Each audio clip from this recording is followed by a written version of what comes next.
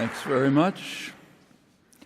Quite a number of interesting and important topics were raised by the students who invited me here, and I wish there were time to talk about all of them. I hope you'll feel free to bring them up in discussion. But I thought what I would do, rather than trying to review those briefly, is to focus on just one question, the most important question that's ever been asked in human history, a question that should be uppermost in everyone's mind.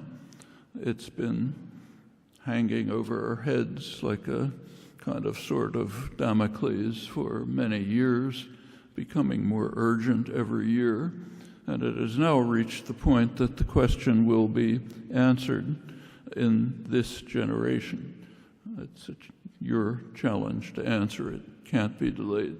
The question is whether organized human life will indeed survive, and not in the distant future. The question was raised clearly to everyone with eyes open on August 6, 1945.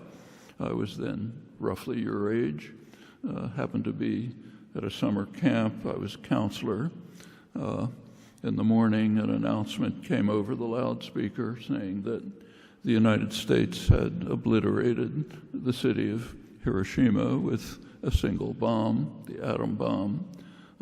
People listened, a few expressions of relief, and then everyone went on to their next activity, baseball game, swimming, whatever it might be. I was horrified both by the news and also by the casual reaction. So utterly horrified that I just took off and went off into the woods for a couple of hours to think about it. It was perfectly obvious, if you thought for a second, not only about the horror of the events, but that humans in their glory had achieved the capacity to destroy everything.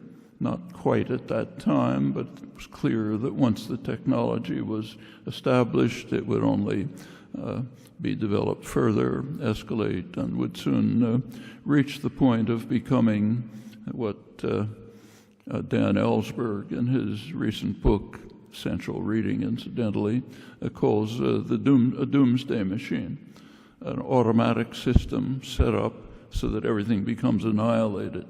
And as he points out, we have indeed constructed such a machine, and we're living with it.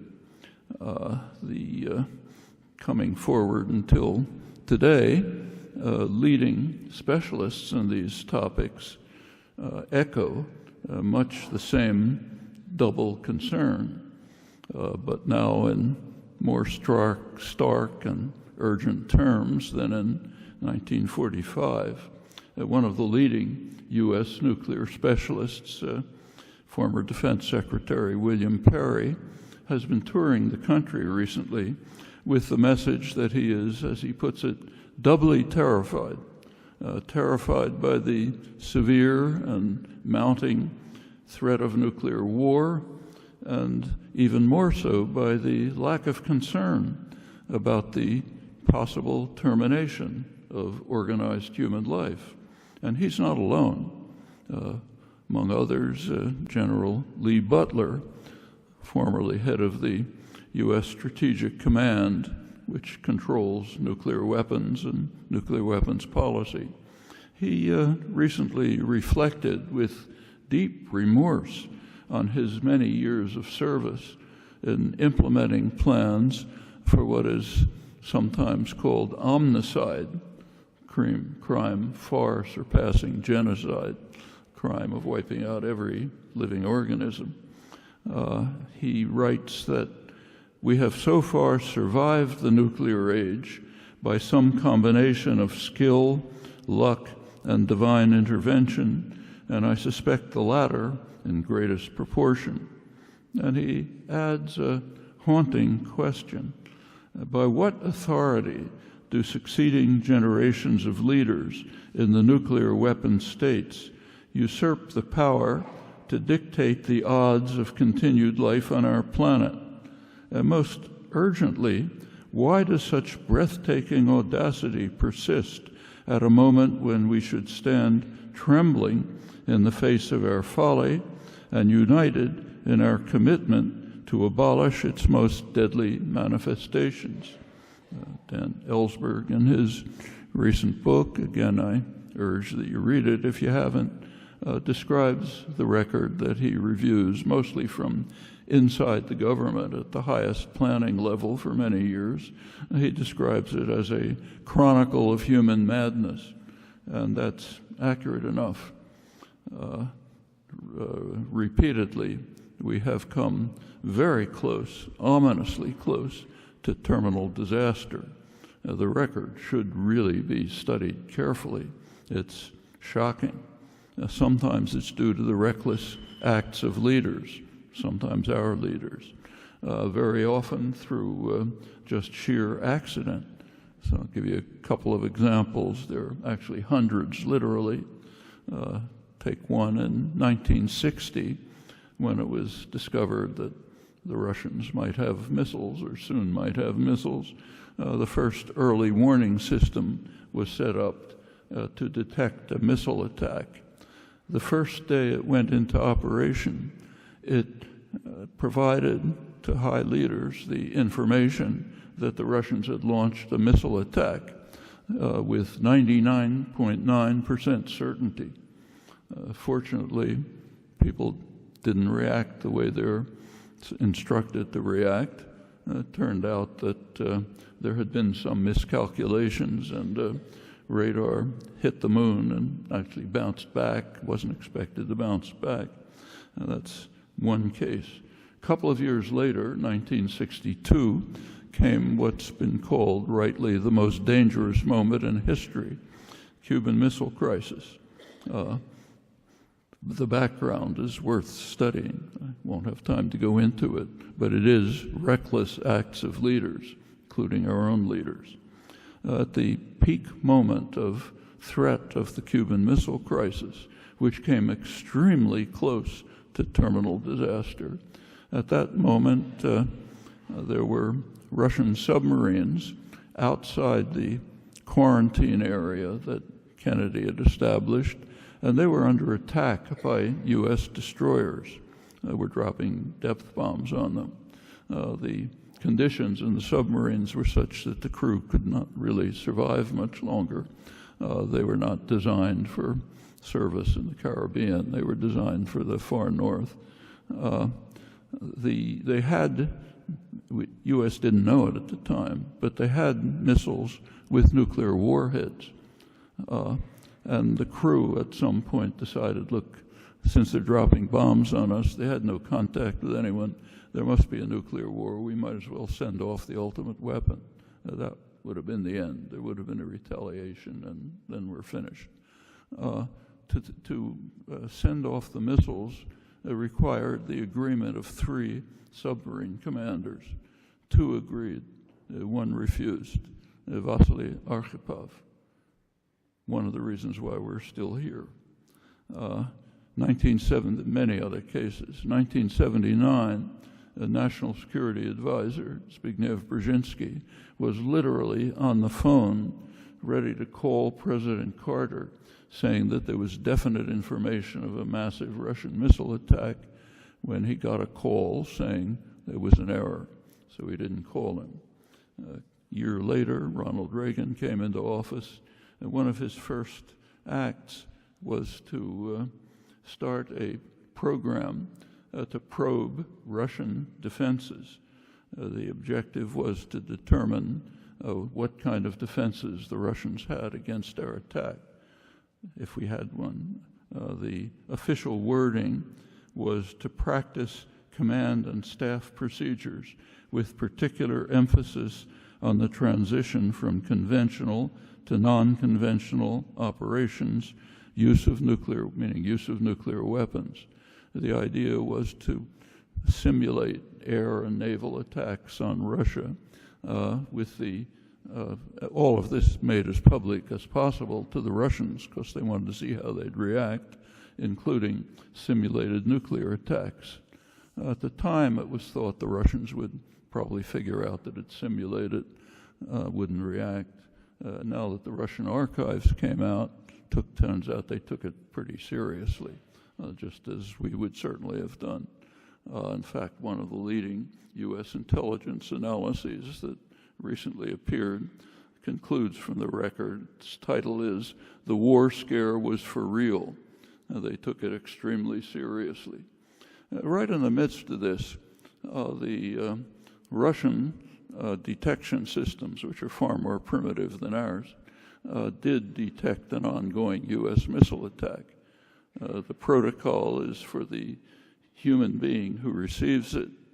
His name happened to be Vladimir Petrov.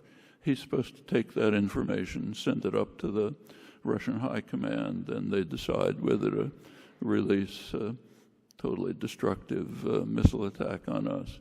He just decided not to do it. He decided it probably wasn't serious. Another reason why we're alive, can add him to the roll of honor. This goes on time after time. There have been literally hundreds of cases that came very close. The Bulletin of Atomic Scientists, as you probably know, established what they call a doomsday clock shortly after the atomic bombing. The first, what they do is every year a group of physicists, nuclear specialists, political and strategic analysts get together, try to assess the state of the world, the threats to the world, and set the minute hand of the doomsday clock a certain number of minutes before midnight. Midnight means say goodbye, we're finished. The first setting, 1947, was 7 minutes to midnight. It reached the most frightening setting, just 2 minutes to midnight, in 1953, when what was easy to anticipate in 1945 had happened. First the United States, then the Soviet Union,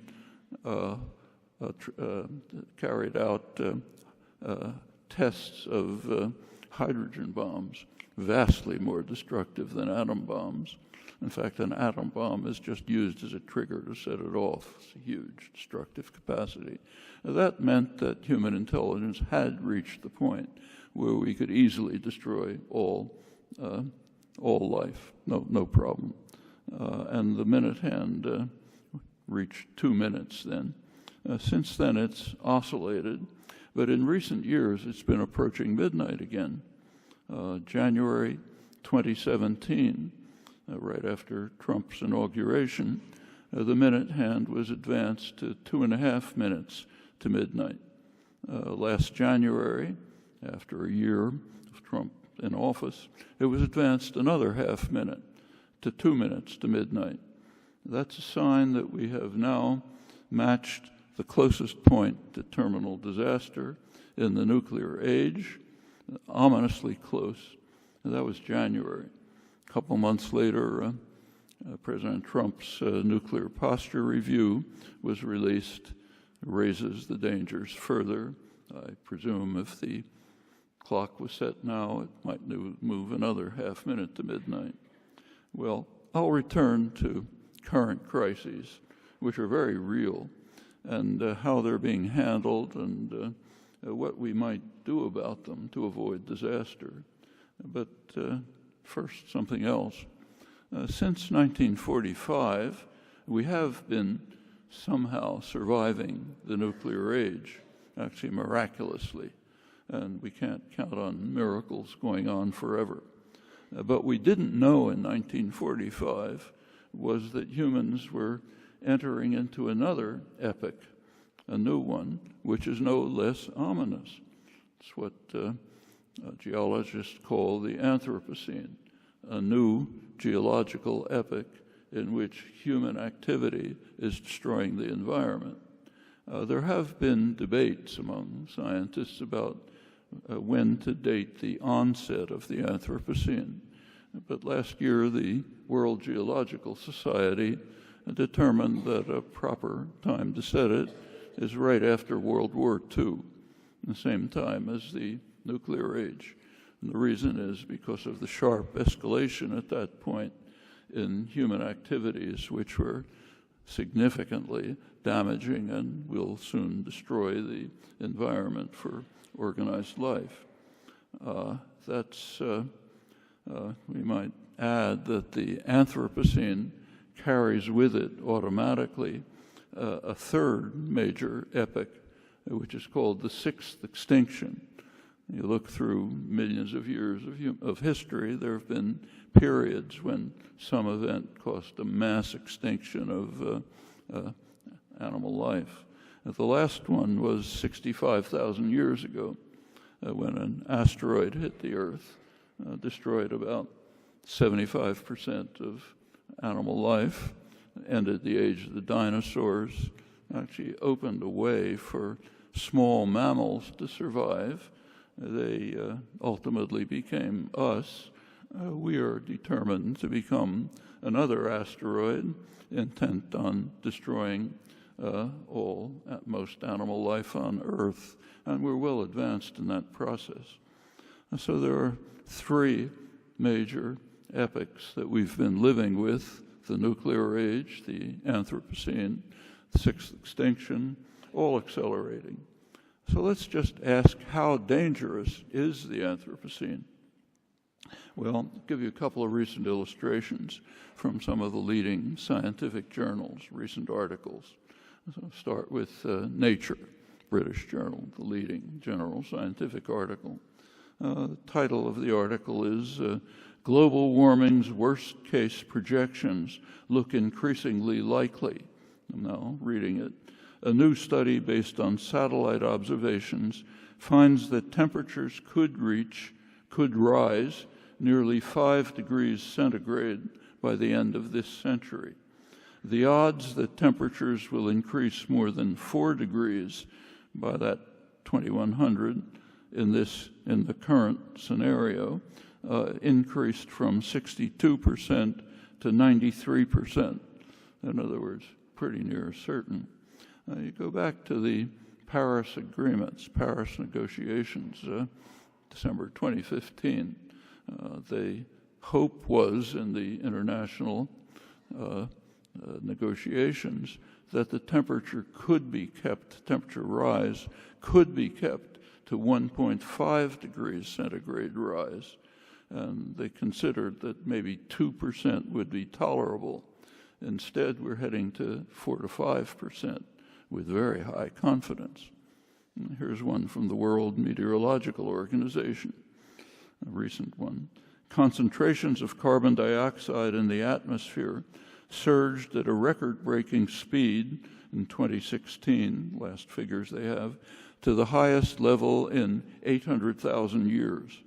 The abrupt changes in atmosphere witnessed in the past 70 years, the Anthropocene, are without precedent in the geological record. Globally, average concentrations of CO2 reached over 400 parts per million, up from just 400 parts per million in 2015, which has been considered the upper tolerable limit, so we're now beyond it. The concentrations of CO2 are now 150% above the pre-industrial level. The rapidly increasing atmospheric levels of CO2 and other greenhouse gases have the potential to initiate unprecedented changes in climate systems, leading to severe ecological and economic destructions. The last time the Earth experienced a comparable concentration of CO2 was somewhere around 3 to 5 million years ago.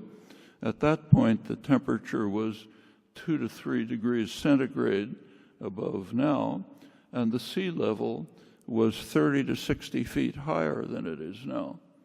That's what we're moving to in the near future. In fact, we're going beyond, because the prediction is to 4 to 5 degrees centigrade. Well, I'll leave the effects to your imagination. Here's a final example. Journal Science, one of the leading American science journals. even slightly warmer temperatures, less than anticipated in coming years, could start melting permafrost, which in turn threatens to trigger the release of huge amounts of greenhouse gases trapped in ice. There's twice as much carbon in permafrost as in the atmosphere.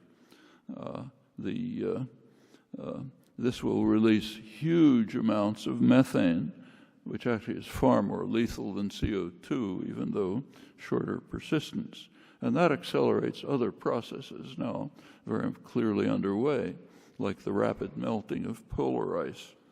Polar ice, as it melts, it reduces the reflective surface for sun's rays and creates more absorbent surfaces, the dark seas. So that accelerates warming, could lead to a nonlinear process in which everything blows up. It's leading, among other things, to the breaking up and the melting of huge Antarctic ice caps. One of them, West Antarctica, contains enough ice to raise sea level more than 10 feet. We're pretty easy to continue. In brief, the prospects are extremely serious. In fact, they're really awesome, which raises an obvious question. What are we doing about it? How are we reacting? Well, the world is actually taking some steps. Inadequate, but at least something. There's a commitment. And states and localities in the United States are also taking steps, which is quite important. But what is of prime importance, of course, is the federal government, the most powerful institution in human history. So what is it doing? It's withdrawn from the international efforts, but beyond that, it's committed to increasing the use of the most destructive fossil fuels.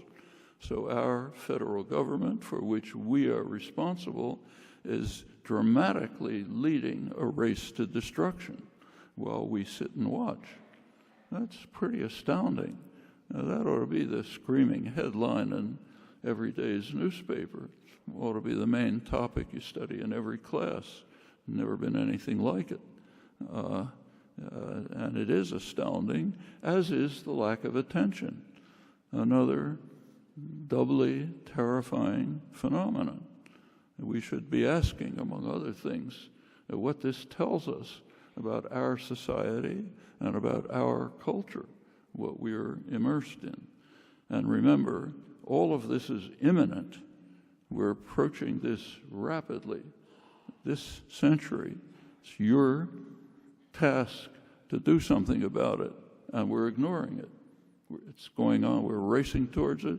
We're ignoring it. Meanwhile, our chief competitor in destroying the planet, the Saudi Arabian dictatorship, has just announced plans to spend $7 billion this year for 7 new solar plants and a big wind farm. That's part of an effort on its part to move from oil, which destroys everything, to solar renewable energy. Now this is Saudi Arabia, and that highlights how lonely we are in our race to destruction. Even the extreme reactionary dictatorship, Saudi Arabia, which lives on oil, refuses to join us in our unique insanity, which is dedicated to destroying organized human life. And it's not just the current administration. The entire Republican Party leadership agrees. If you go back to the 2016 primaries, every single candidate denied that what is happening, with the exception of those who were called the sensible moderates, like Jeb Bush, who said it's all kind of uncertain, but we don't have to do anything about it because we're producing more natural gas thanks to fracking. In other words, making it worse. The other sensible moderate adult in the womb, as he was called, was John Kasich, the governor of Ohio. He's the one person who agreed that anthropogenic global warming is taking place, but he added that we're going to burn coal in Ohio and we're not going to apologize for it. on ethical grounds, that's the worst of all. Think about it. Well, what about the media? They totally ignored this spectacle.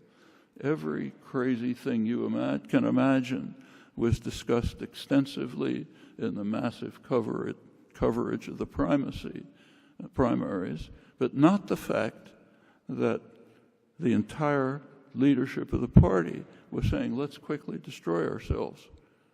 Nothing. Go back and check. Almost no comment about it. The denialism of the leadership is having an effect on public opinion.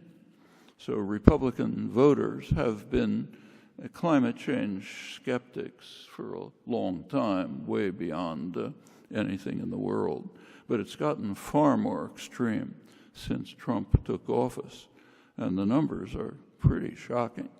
So by now, half of Republican voters deny that global warming is taking place at all, and only 30% think humans may be contributing to global warming. I don't think you can find anything like that among any significant part of the population anywhere in the world, and it should tell us something. One thing it should tell us is that there's a lot to do for those who hope that maybe organized human life will survive. And we're not talking about a remote future. Just think about the numbers I gave you before. We're talking about something imminent.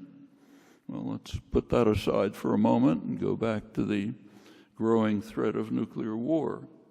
Are these ominous developments inexorable? So should we just throw up our hands in despair, say, okay, we're finished, have a nice time, goodbye? That's not at all true. There are very plausible answers in every single case that exists. Diplomatic options are always open, and there are quite straightforward general principles that can be quite effective. One principle is simple: obey the law. Not a particular radical idea, almost unheard of, but it could have some consequences. So what is the law? Well, there is something called the U.S. Constitution, which people are supposed to honor and revere. Constitution has parts, has Article 6, for example. Article 6 of the Constitution says that valid treaties are the supreme law of the land. Every elected official is required to observe them. What's the most important treaty of the modern period? Unquestionably, it's the United Nations Charter. Article 1 of the Charter requires us to keep to peaceful means, to resolve international tensions and disputes, and to refrain from the threat or use of force in international affairs. And I stress threat, because that's violated all the time by every president and every high political leader. Every time you hear the phrase, all options are open, that's violating the supreme law of the land, if anyone cares. So let's take a couple of examples. So take Iran. It's an important example. There's a good deal of talk about the possibility that Iran may be violating the Joint Comprehensive Agreement, the JCPOA, the Iran deal. There's absolutely no evidence for that. U.S. intelligence says they're observing it. The International Atomic Energy Agency carries out repeated inspections, say they're observing it completely. But there's a lot of discussion about it. There's no talk about something else. Is the U.S. violating the agreement? Try to check and see if anybody's talked about that. Well, the answer to that's pretty simple. The U.S. is radically violating the agreement and has been all along. The agreement states that all participants, meaning us, are not permitted to impede in any way Iran's reintegration into the global economy, particularly the global financial system, which we pretty much control because everything works through New York. We are not permitted to interfere in any way with the normalization, I'm quoting it, the normalization of trade and economic relations with Iran. We're doing that all the time, and in fact are proud of it, all violations of the agreement. But it's ignored on a principle that's kind of interesting, the prevailing tacit assumption that the United States just stands above the law, including its own laws. So we don't have to observe our laws or any other laws because we're just unique. We do what we like. See if you can find an exception to that in the discourse on this topic. Well, in a couple of days, as you know, President Trump will probably withdraw from the treaty. Possibly, that's a gift to the hardliners in Iran. Tells them then they should maybe return to nuclear programs. That's an opening for the new National Security Advisor, John Bolton, for Benjamin Netanyahu, both of whom have called for bombing Iran right away, even while they fully respect the terms of the agreement that we violated publicly, quite publicly. There's no secret about it. And the consequences could be horrendous. But there happens to be a way of blocking those consequences, namely by the very simple device of respecting our own law. In fact, the supreme law of the land. Again, see if you can find a suggestion to that effect. Well, are there peaceful options? Pretty obviously. In this case, we could join the rest of the world, permit the agreement to continue to function. Or better, we might turn to improvement of the agreement. That's one thing that Trump has vociferously demanded. And there's good ways to do that. One obvious proposal for improving the agreement, which is ignored entirely, is to move towards establishing a nuclear weapons-free zone in the region. There are such agreements in various parts of the world, Latin America, for example, and it's a step towards mitigating the threat of disaster. So what about a nuclear weapons-free zone in the Middle East? If that were established, it would end any conceivable Iranian threat that you can imagine. So is there a problem of establishing it? Well, actually, there's one problem, but it's not the one that comes to mind. There's certainly no problem in convincing Iran, because they've been calling for this for years, vociferously. Certainly not any problem with the Arab world. They're the ones who initiated the proposal 25 years ago. The rest of the world agrees as well. There's one exception, the United States. The United States refuses to allow it to proceed. This comes, you don't read this, but it comes up every couple of years in the annual review meetings of the Non-Proliferation Treaty countries, where it's continually brought up, continually vetoed by the United States, most recently by President Obama in 2015. And the reasons are perfectly clear to everyone. The U.S. will not permit Israeli nuclear weapons to be even examined by the international agency, let alone to be dismantled. So therefore, we can't proceed with this very simple way of eliminating any nuclear threat from Iran or anyone else in the region. And also not discussed is that the United States and Britain have a special obligation, a unique obligation, to pursue a nuclear weapons free zone in the Middle East. The region is a United Nations Security Council resolution 687, you can look it up on the internet, which was initiated by the U.S. This was the resolution that was initiated when the U.S. and Britain were, this is back in 1991. It's a resolution which called on Iraq to terminate any nuclear weapons programs. The U.S. and Britain relied on this resolution in 2003 when they were trying to concoct some pretext for their planned invasion of Iraq. So they appealed to this resolution and said, we think Iraq is violating it, which in fact they weren't, and they knew they weren't. But if you read that resolution, go to Article 14, it commits the signers to work for a nuclear weapons-free zone in the Middle East.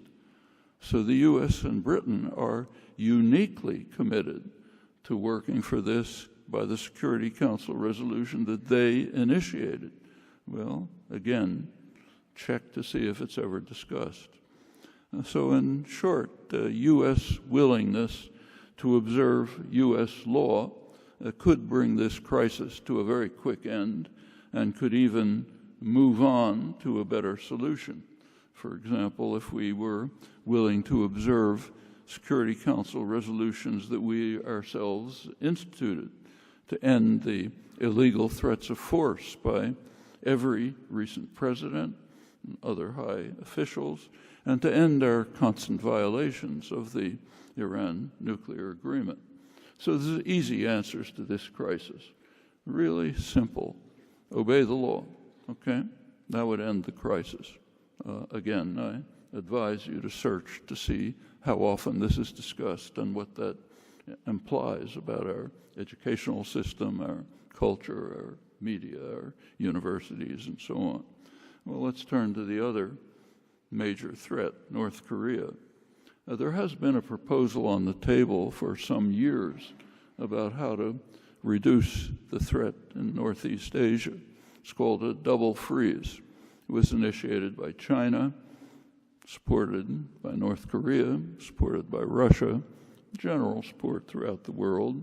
The idea is that North Korea should freeze its weapons and nuclear programs, and in return, the United States should call off the threatening military maneuvers that the U.S. constantly carries out on North Korea's border, including flights on the border by our most advanced nuclear-capable bombers, warning of the threat of total obliteration of North Korea constantly happening. And it's no joke for the North Koreans. They have a little memory. We may want to forget it, but at the end of the Korean War, when it was more or less settled, U.S. bombing was so intensive that there was nothing left to bomb, literally. So the Air Force, General MacArthur, started destroying dams, major dams. And if you read the Air Force histories, they exult about this. It happens to be a crime for which people were hanged at Nuremberg, but again, we're above the law. But the North Koreans can remember, and when these advanced nuclear-capable bombers are flying there, it evokes a memory. So double freeze is one possibility. A double freeze could easily open the way to further negotiations. And at this point, the record becomes important. And you can find it in the scholarly record, not in the press, but in the scholarly record. There have been successes in negotiations. The major one was in 2005. The Bush administration was pressured by international pressure to return to negotiations, and the negotiations were extremely successful. North Korea agreed, I'm quoting the final document, North Korea agreed to abandon all nuclear weapons and existing weapons programs and to allow international inspections. In return for that, the U.S. agreed to establish a consortium that would provide North Korea with a light water reactor for medical use. It would also, U.S. would also issue a non-aggression pledge and an agreement that the two, I'm quoting, that the two sides would respect each other's sovereignty, exist peacefully together, and take steps to normalize relations. Instantly, the Bush administration renewed the threat of force, froze North Korean funds in foreign banks, and disbanded the consortium that was to provide North Korea with a light water reactor. The leading U.S. Korea scholar, Bruce Cummings, writes that the sanctions were specifically designed to destroy the September pledges and to head off an accommodation between Washington and Pyongyang. That was 2005. Well, I've been searching the press for some time to see if these facts can even be reported, breaking the constant refrain that North Korea has broken all agreements and so can't be trusted. Can't review it now, but I urge you to try. You'll learn a lot. Well, that path could be pursued again, but as we know, there are even better options, and it's worth taking a close look at them. On April 27th, North and South Korea signed a remarkable historic document. It's the Panmunjom Declaration for Peace, Prosperity, Unification of the Korean Peninsula. And it's worth reading carefully. I urge you to do it. Not the commentary, the actual words. In this declaration, the two Koreas, I'm quoting it, affirmed the principle of determining the destiny of the Korean nation on their own accord. On their own accord.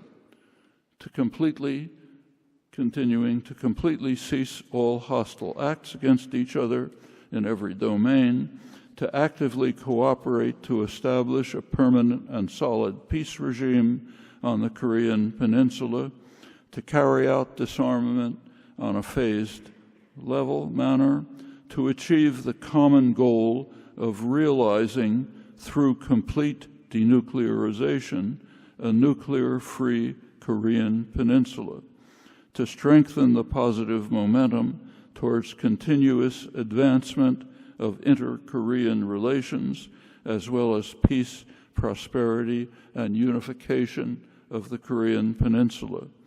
And they further agreed to actively seek the support and cooperation of the international community, which means the United States, for the denuclearization of the Korean Peninsula. Now, it's important to read those words. Their import is very clear. What they're saying is the U.S. should back off and allow the two Koreas to achieve peace, disarmament, unification, and complete denuclearization on their own accord, in the words of the declaration. So we, the United States, should accept the call for support and cooperation in this endeavor by the two parts of the Korean nation to determine their destiny on their own accord. Okay? To put it more simply, the declaration is a polite letter saying, "Dear Mr. Trump, declare victory if you want to prance around in public, but please go away and let us move towards peace, disarmament, and unification without disrupting the process." That plea could hardly be more clear. And the general interpretation here is quite revealing. The general interpretation is that this complicates Washington's strategy. As the New York Times explains, quoting it, "Mr. Trump will find it hard to threaten military action against a country that's extending an olive branch." Okay? That's the liberal side. It's entirely true that threatening military action, which happens to be a criminal act, is hard when the target is extending an olive branch. So we have some problems. Well, case after case, I won't go through other cases, we find that there are peaceful diplomatic options. Can't ever be certain that they'll work, but we should always be prioritized in accordance with our international obligations, in fact, in accord with the supreme law of the land. Well, is it hopeless? No, it's not hopeless. Far from it. And we have plenty of evidence for that. So let's go back to a very important date in modern history, November 8th, 1916. Huge coverage of that date. And several events happened that are significant. The least significant of them was the one that gets most of the coverage, the election of Donald Trump. It's a little bit unusual, but it's not that out of the norm if a billionaire with huge amount of campaign spending and huge media support wins the presidency. That's kind of within the norm. But something really surprising did happen. The Sanders campaign. That broke with practically all of American political history. For well over a century, American elections have been mainly bought, literally.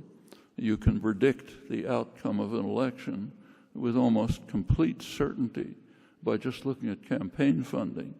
There's extensive, detailed academic study of this, both for President and Congress. What happened on November 16th was different.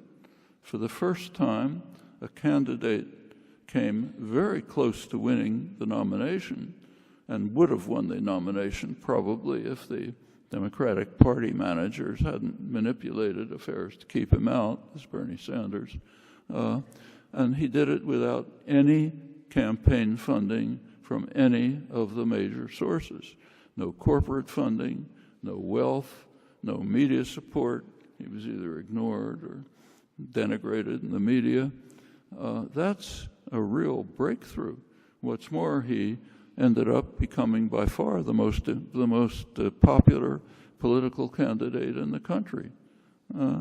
Take a look at the polls, which you can see on Fox News, in fact, well above any other political figure in popularity. Well, you know, in a democratic society, the most popular political figure in the country who had just carried off a remarkable break in well over a century of political history, you'd hear him every once in a while. Okay, I urge you to take a look and take your own decisions. That's a more important event that took place on November 2016. Actually, there's another one which didn't get covered but should. At that time, the world was carrying out the successor negotiations to the Paris negotiations. The Paris negotiations on climate change in December 2015 aimed at a treaty, a verifiable treaty, to do something about this ominous threat. They couldn't reach a treaty for one reason. The Republican Party would not permit it. So they couldn't have a treaty. It was a voluntary agreement. The following year, 2016, they were meeting again to try to put some teeth in the treaty. On November 8th, the day of the American elections, the World Meteorological Organization, this was taking place in Morocco, Marrakesh, Morocco, the World Meteorological Organization released a study on the very dire state of the climate, kind of thing I gave a couple of samples of before. Then the election results came in. The meeting basically stopped. The question before the international world is, can the world survive when the most powerful country in history is taken over by a political party that not only denies that what is happening, but is committed to accelerate the race to destruction? And they kind of hoped that maybe China would save the world from disaster. Just think about that for a moment. Maybe China will save the world from the disaster that the Republican Party is bringing to the world. I let you think about that. But the fact is there are plenty of things that can be done. And the success of the Sanders campaign, and particularly the aftermath, lots of things are going on that fed from it, that could make a difference. But it doesn't happen on its own. And it takes serious engagement. Well, go back to the beginning. Your generation, that's you, is facing the most awesome question that has ever arisen in human history. The question is, will organized human life survive? And we're talking about the near future. Can't escape it. There are plenty of opportunities, like it or not. It's up to you to determine the fate of the human species. It's an awesome responsibility. It's one that cannot be evaded. Thanks.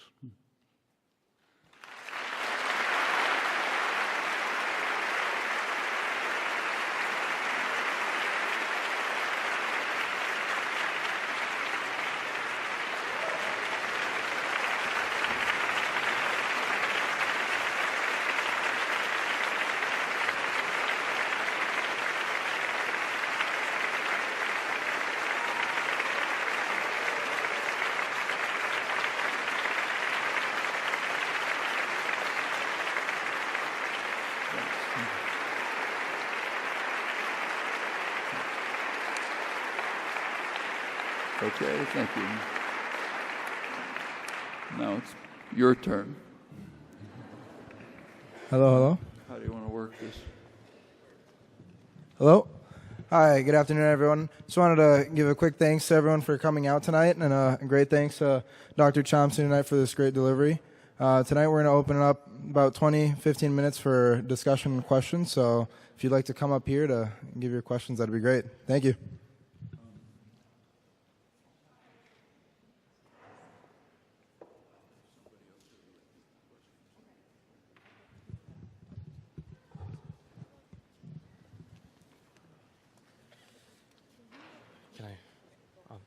Hi, Professor Chomsky. First, I just wanted to say thank you so much for being able to come here. It's truly an honor to see you in person, and I really mean that. The question I have for you is, in your opinion, do you see a link between Islam as a set of ideas and Islamic radicalization, or is the latter solely as a result of American foreign policy? Yeah. I don't hear it too well, so I'll have to hear the question repeated. Yeah, go ahead. I'm sorry, can you just... Sure, yeah. In your opinion, do you see a link between Islam as a set of ideas and Islamic radicalization, or is the latter solely as a result of American foreign policy? See a link between Islamic ideas or practice? Yeah. practice. The question about Islamic ideas and practice? Well, the latter solely as a result of American I mean, Islam is like Christianity, Judaism, Buddhism. You find there's no such thing as Islamic ideas. There are lots of different Islamic ideas, just like Christian. The real question we should be asking, particularly here, is what about Christianity? That's something we can do about. Okay? So that's the highest priority. So what are Christian ideals? Well, they vary all over the place. People in high places now claim to be devout Christians. And on the basis of Christian ideals, they're saying, let's proceed to destroy the world. I don't know anybody in the Islamic world who's doing that. That's, of course, not all Christian ideals. There are others, too. Martin Luther King expressed different Christian ideals. And it's the same with the Islamic world. You can find lots of things. But the idea that there are fixed Islamic ideals, which are a problem for the world, that doesn't mean anything. You have to look at, you take a look at individual cases. So take, say, Iran and the United States. Both states in which the leadership is claims to be deeply religious and committed to the faith, and asking what the two of them are doing with regard to the leading issue that they're now in conflict over. Turns out that the Iranian leadership is calling vociferously for establishing a nuclear weapons-free zone in the region, which would end any threat. And the Christian United States, with its deeply Christian leadership, is saying, sorry, we can't, because we have to preserve Israeli nuclear weapons from inspection. Well, is it a problem about the Islamic faith? Thank you. Appreciate it.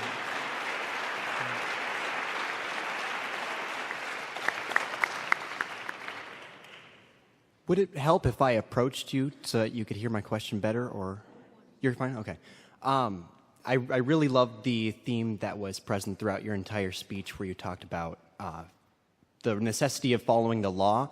And I feel like a big problem that's playing into that currently is that white-collar legal practices are not really being persecuted right now. So people in power, people of wealth, are not submitting to the law. And I was wondering if you have any ideas on how we could reform the judiciary system that allows people to be persecuted if they're in a place of power or in a place of great wealth.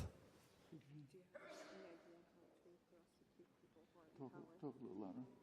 have any how people who are in power can be prosecuted? Well, there are easy ways for the people in power to be prosecuted. We have laws, okay? So we could implement the laws. I agree that it's kind of unthinkable, but that's within our power, right? Yeah. It is within our power to compel the authorities, who are technically under our control in a democratic society, to do something simple like obey your own laws. Every administration says, no, that's impossible. So take, say, torture under the Bush administration. There was massive torture going on. There's no debate about this. When Obama came in, he determined that there would be no punishment for the torture. Actually, when you look back at the torture, it's kind of interesting. It's claimed that the Bush massive torture by the Bush regime on Guantanamo and all sorts of other black sites around the world, that was in violation of U.S. law. It's not so clear. The United States has never signed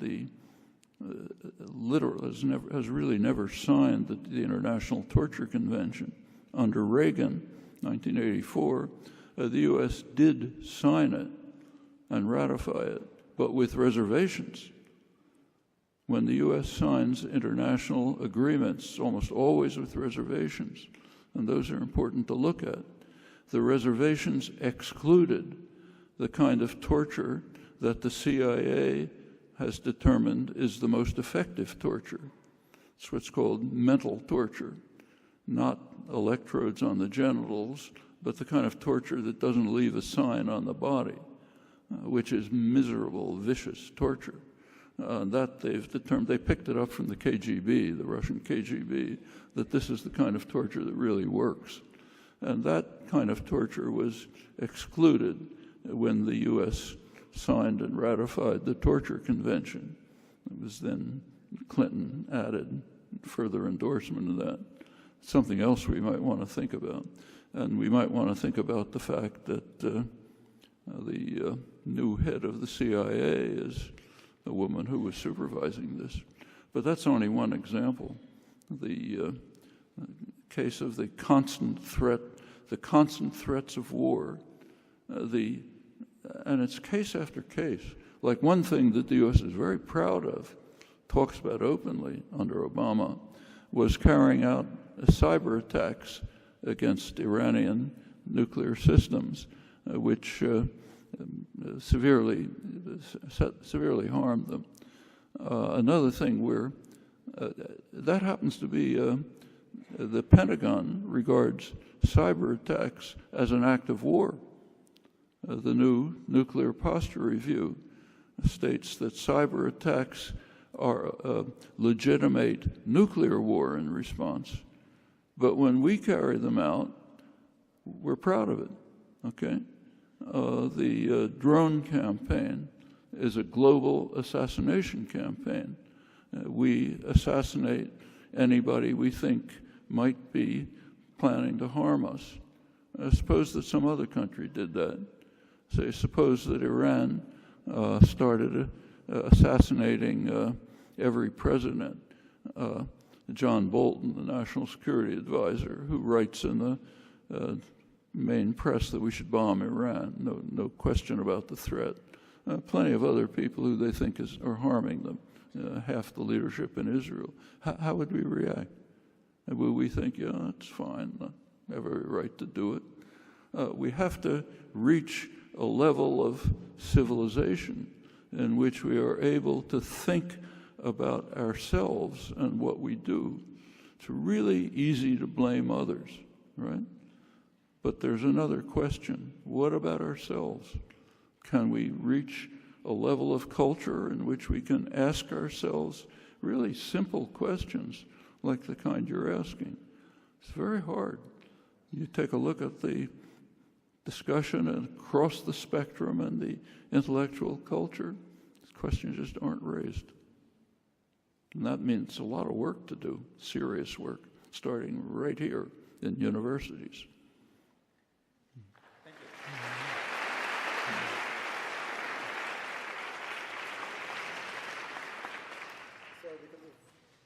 Because of time restrictions, we only have time for 4 more questions. So I apologize for everyone who came up, but if you guys could please take your seats.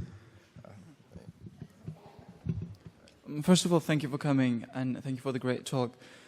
So the political revolution that Bernie Sanders promotes is a bottom-up movement, and historically, bottom-up movements in the US that have succeeded have required the presence of a sympathetic government.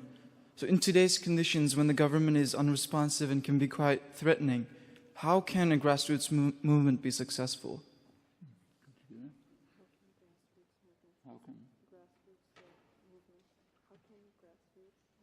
Grassroots movement? Yeah, because that is the base of the Sanders. Well, just take a look at our own history. Let's go back to the 1950s. In the 1950s, black people were being lynched in the South with celebrations. A black person couldn't sit in a bus. A black student couldn't sit at a lunch counter. There were laws in the United States up until much later, in fact, against miscegenation, which said that if anyone had 1 drop of black blood, which means any remote black ancestor, they couldn't marry a white person. That was the 1950s, actually the 60s. Is it true today? No. Why? Well, one reason is a couple of black students in Greensboro, North Carolina, decided to sit in at a lunch counter. They were, of course, immediately arrested and dragged away. Can't do a thing like that. I could have ended it, but it didn't. A couple of more black students came in the next day. It was a bigger arrest. Pretty soon you had some white students coming down to the South. You had the formation of SNCC, Student Nonviolent Coordinating Committee.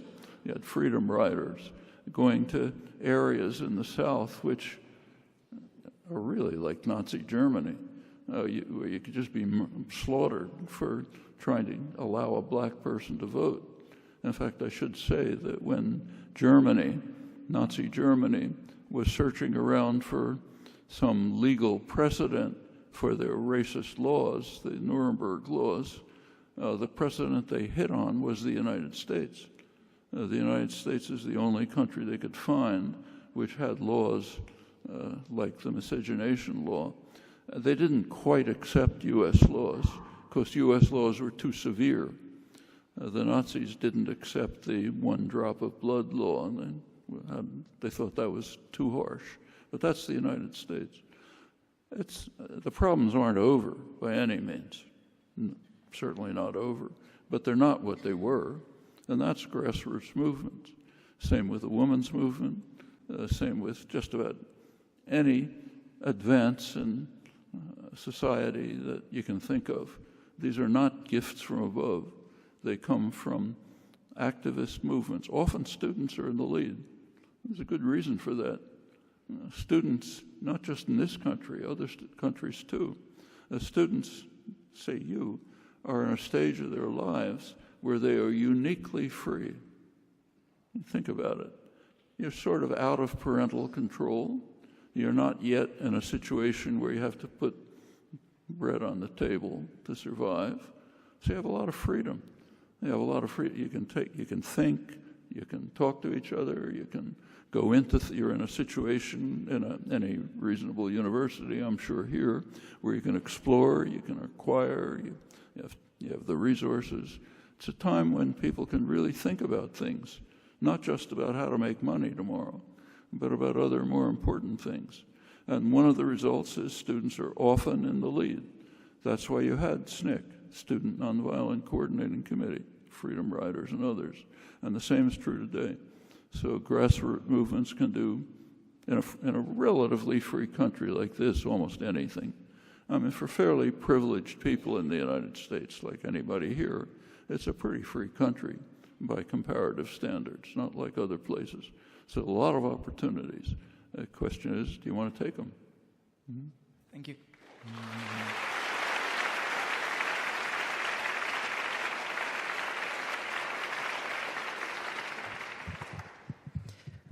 In both The Doomsday Machine and his early memoir, Secrets, Daniel Ellsberg sort of describes a culture within military leadership, just of general disregard and dismissal of sort of civilian officials, authority, and the general public.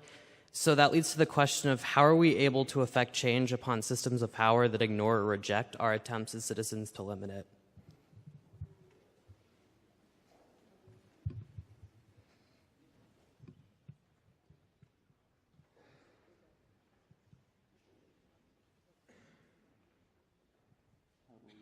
How do you challenge the prevailing culture? Yeah, sort of that. How do we go about doing it? Yeah. Well, let's just take a look at the ways it's been done in the past. In the prevailing culture, in my lifetime, in fact, in recent years, the lifetime of all the faculty here, has changed. Attitudes towards lots of things have changed enormously. As I say, this country had miscegenation laws up into the late 60s. I mean, there was nowhere in the world where they had anything like that. Now, even the Nazis didn't go that far. Okay, it was changed. The United States had anti-sodomy laws up until the 2000s. Okay, that's changed. How you change take women's rights. I mean, until you go back to take a look at American history. When the country was founded, women were legally not people, literally. The United States took over British common law. You read Blackstone, British common law. Women are property, not people. A woman is the property of her father, and the property is handed over to the husband. Okay? In fact, you look back at the Constitutional Convention, some of the arguments against allowing women to vote were that it would be unfair to unmarried men, because a married man would have two votes, his own vote and the vote of the property. Okay? That's American law through almost all of American history.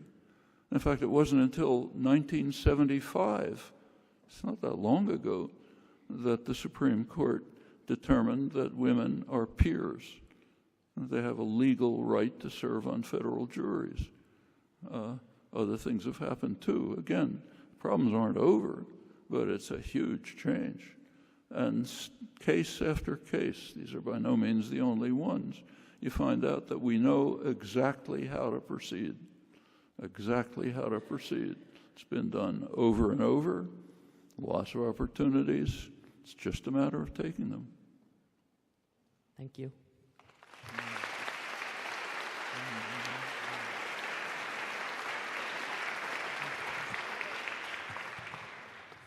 Thank you so much for coming.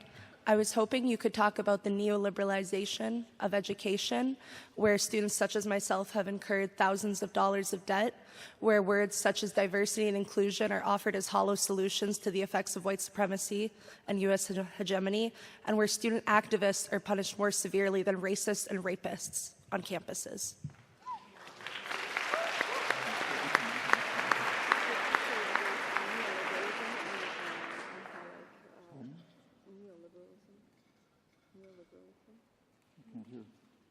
Neoliberalism. Yeah. And how students are punished more than How it's what? and how activists and students are punished severely even more. So how can we deal with the neoliberal programs? Specifically within universities, how that's being pushed. Specifically within universities. Universities. Well, the neoliberal programs, which really took off under Reagan and Thatcher. There are a few things before, but these are, we could go through exactly what they were, but their consequences are very clear, and they were designed to have those consequences. So during the neoliberal period, that's basically since Reagan, wealth has highly concentrated in very few hands.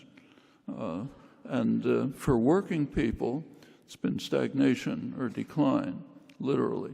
Real wages for American workers are actually literally lower than they were before the neoliberal programs began. Productivity per worker, amount of output per worker, has about doubled, but wages have stagnated or declined. That money is going somewhere. It's going into very few pockets. A lot of it's going into financial institutions, which just exploded during this period and do nothing for the economy. They probably harm it. It goes on and on like this. This also incidentally undermines democracy by perfectly obvious means. Once wealth becomes concentrated and corporate power becomes unleashed, one of the things they do is just take over the political system by pretty obvious means, funding, lobbying, writing legislation, and so on. So the net effect is to make democracy much less functional. And we see the effects, not only in the United States, but elsewhere. Democratic institutions are under attack. The cover of the journal Foreign Affairs, the main establishment journal, this month, take a look at the cover. It says, "Is democracy dying?" It's the wrong question. The question is, are we killing democracy? And the answer is yes. We've designed systems which are killing democracy. You see it in election after election, not just in the United States, but through most of the developed world. Anger, fear, contempt for centrist institutions, they're collapsing, the main parties are collapsing, so the democratic system is being undermined along with the rest. Now, what's going on in the universities? Well, that's pretty interesting. Since essentially the 1970s, kind of neoliberal revolution, a number of very important things have happened. Remember that U.S. higher education, first of all, from K to 12, there's been radical defunding, just killing the system. And there are major efforts to destroy the public education system.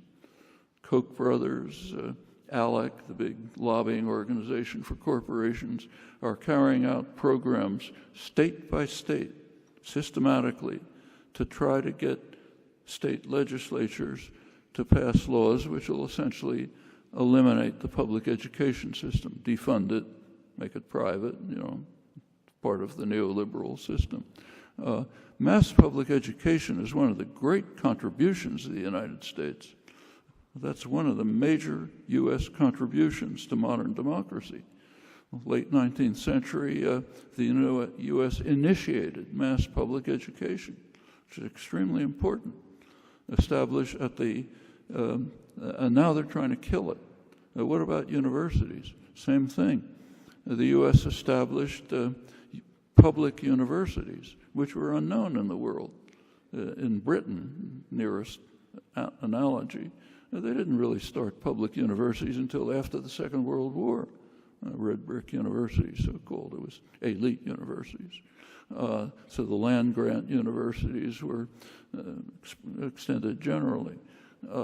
Higher education is also under attack. Students are under attack. Students are now coming out of college with huge debts. Is that an economic necessity? Of course not. Just take a look at other successful industrial countries, like, say, Germany, most successful industrial country. Education's free. Take, say, Finland, which ranks highest in all international tests. Education's free. Same in case after case. And the same is true in poor countries. So go south of the border. It's a country called Mexico. Okay? It's a poor country. Quite a good higher education system. I mean, the Teachers are underpaid. It's a poor country. But UNAM, major at university, I've lectured there, is very high quality. It's free, okay? Take the United States. Up until before the neoliberal programs, higher education was pretty much free. It was a much poorer country then, remember. We're way richer than we were then. But the GI Bill gave free education and subsidies to huge numbers of people who would never have gone to college. It was very good for them. It was very good for the country. It wasn't flawless. It was racist, remember. Almost everything was officially racist. Housing, everything else. The GI Bill didn't reach blacks because of the segregated army till too late, you know. But it certainly was a major advance. In fact, even the Ivy League colleges were pretty much free. Actually, I went to one in 1945, University of Pennsylvania. Tuition was $100 a year, and you could easily get a scholarship, as I did. Okay, so has anything changed? I mean, then we were we're still a rich country, but much poorer than today. So is there any economic reason for the explosion of tuitions? No. Is there any reason why administration in universities has exploded while faculty decision-making has declined? Yeah, there's a reason. Imposition of business models. When you impose business models on universities, you get massive inefficiency. That's what the business world is. Administration, control, testing, and so on. Okay? So yes, these things are happening. I mean, they're not laws of nature. They're decisions, and decisions can be reversed. But to reverse them, you have to understand what's going on in the world. You have to find the sources and use all the means that are available to bring understanding to people and reverse what's going on. Now, it's not that hard. Laws can be changed. The Koch brothers don't have to succeed in getting state legislatures to destroy the public education system. They will if there's no resistance, but they don't have to. It's kind of interesting to look right now at the teacher strikes. One of them's in Arizona, where my wife and I live. This is the state that has the lowest, practically the lowest pay for teachers in the country. Teachers in the country are paid very low as compared to their skill levels in other occupations, roughly 75%. Arizona, it's about 60%. They're now all on strike, okay? West Virginia on strike, Oklahoma on strike, all the deep red states for good reasons. That's where the budgets are cut in order to kill the educational system and other benefits for people. And the teachers are not just striking for higher pay. It's important. They're striking to improve the funding of education so that teachers don't have to teach overcrowded classes, so that a class has chalk to draw on the blackboard. The teacher doesn't have to bring it in. So they're not just saying, give us higher pay. They're saying, revive the educational system so children will be able to have a decent education and go on for better lives and to improve the country. They're in the forefront of this, and they can be helped. Thank you so much.